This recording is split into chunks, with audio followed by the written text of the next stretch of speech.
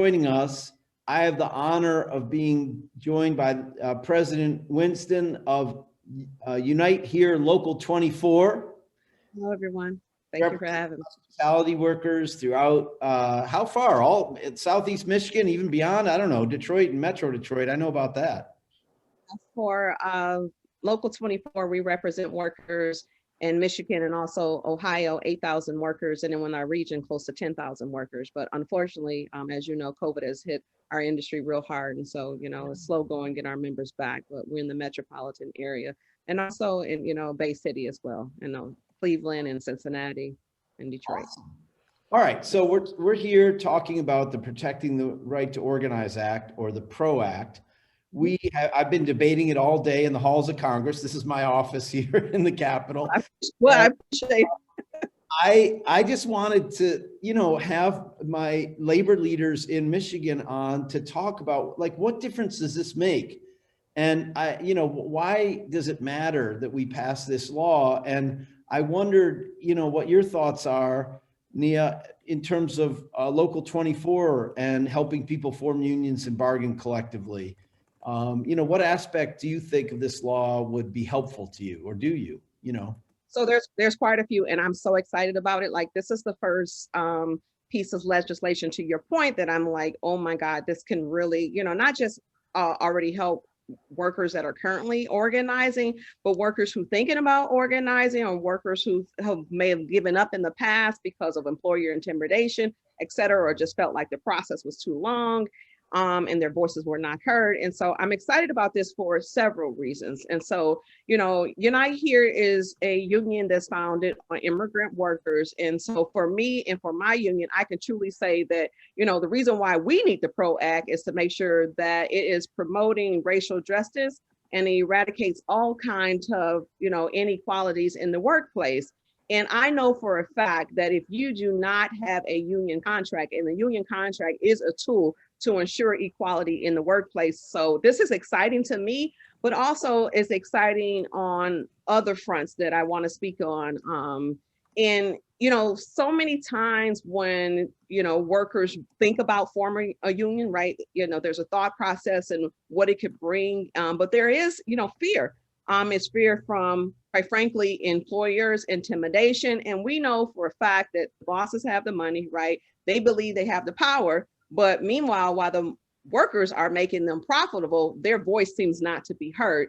And so I'm excited about this act on a few fronts. Obviously, protecting the rights of workers to organize, which is extremely important, because no one should stand in the way of that. Every human being who wants to organize should have a right to do so in a fair and just process. But also, like, the meaningful penalties is like what I've been really, really focused on and looking in the act about, because what I find out is that when these employers, they do these intimidation tactics, when they find out workers want to organize, they take them off the schedule, they may fire them. So they've hit that worker's pocket economically, but nothing has happened to the CEO or the boss or, or the individual director who have done that. So I'm excited to know that with this act, there will be meaningful penalties to the employer who stands in the way when workers want to organize. And if they've done something wrongfully to a worker, like terminate them or, egregious misconduct or economic harm, then, it's not just one-sided anymore, that the employer is feeling the brunt of that. And I think that's what we need to do. Yeah, so in the PRO Act, right now, without the PRO Act, if somebody's fired by the boss because they're active in the union, and of course the boss's goal is to kill the whole union drive, right? Not just harm that worker. So for one thing, It takes the National Labor Relations Board forever to do anything. So the organizing campaign's over. So the boss won there. But the most the penalties is back pay minus what the worker made at another job. Well, workers got to work. So the penalty is like zero.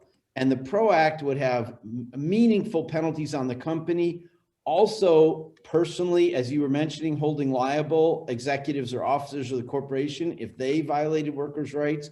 And also, if a majority of workers sign cards to set up an election, and then the employer destroyed the majority by what the government determines was illegal activity, the board Right. can make the employer recognize the union and bargain a darn contract. I That's mean, right. I'm excited about that, Andy, because unfortunately that has happened too many times where we've been in organizing campaigns and that has happened. And you know, the workers, they are intimidated and they feel helpless. And, you know, it's just a long process, a long and grueling process. So I'm excited about that piece in the act as well.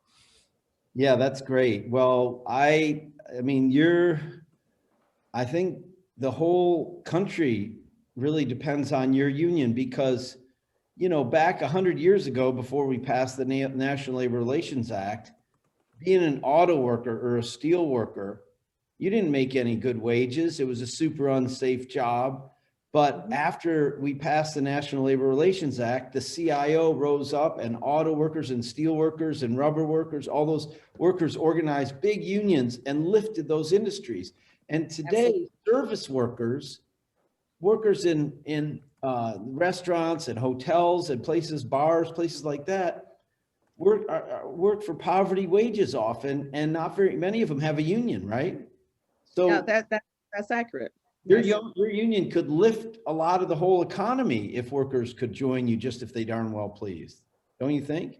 Yeah, absolutely. I mean, I'm a living testimony of that. You know, my household, you know, before I had the union, I was making $10 an hour and was a single parent and, you know, was barely struggling to make ends meet. And, you know, I would have never have thought in a million years that I would be in a position now to help workers and help others through my story and through my struggles and to get them on the other and the right side of justice. So absolutely.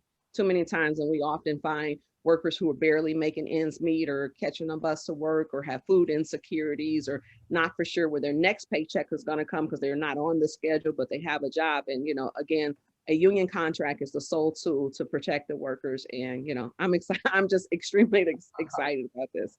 Well, thank you so much for joining us. Thanks for Thank sharing you. your story. I really appreciate it. We're going to get this done for you. And then you're on the hook for helping me figure out how to get that darn Senate to follow suit, because we're going to have to, the people Hey, have to rise up, don't you think? absolutely. But I tell you this is no different than what we did in 2020, and it's no different than what we did also in Georgia. So, you know, I got you. My members are eager and anxious to be on the right side of this. And we have no problem letting our fellow congressmen and women in the Senate know where we stand on this. So we got your back and we appreciate you having ours. Thank you so much. Yeah, thanks so much for coming on. Really appreciate All you. right. Good to Take see care. Thank you. you. All right. Good to Bye-bye. see you.